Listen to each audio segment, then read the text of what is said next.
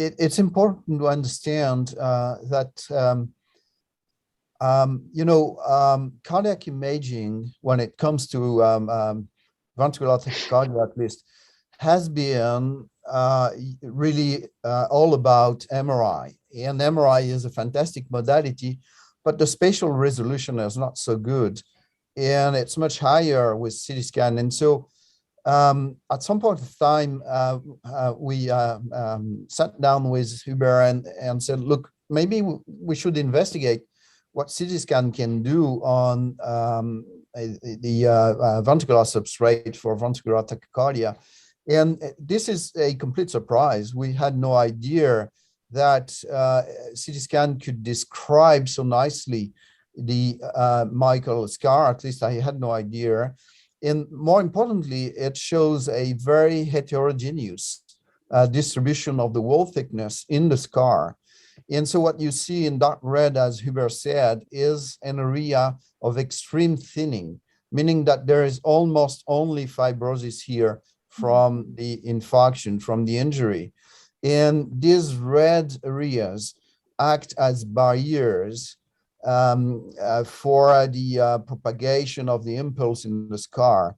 It's not to say that you will never find any electrical activity there. Well, you always have far-field electrograms that you may encounter in these areas, but you may also have lava or isolated potential, as some of us call them.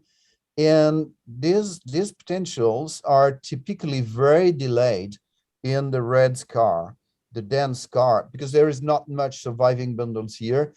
And I think they don't even actively participate in the circuit of the tachycardia because their conduction properties do not allow for that. Rather, you would expect to have, in fact, the isthmus matching this city channel where the wall thickness is more to the 2-4 millimeters range. This is where you have a combination of fibrosis and surviving bundles that is the path for the reentrant VT circuit in the scar. And this is nicely demonstrated in this example. It's not just about arrhythmia. Cato catched up and Site recently catched up. And we have had demonstrations with all three systems. It doesn't matter which one you use, that in fact, those city channels were very nicely matching the VT isthmuses when we were able to induce the tachycardia, which is not always possible, and when the tachycardia was hemodynamically tolerated, which is not always there either.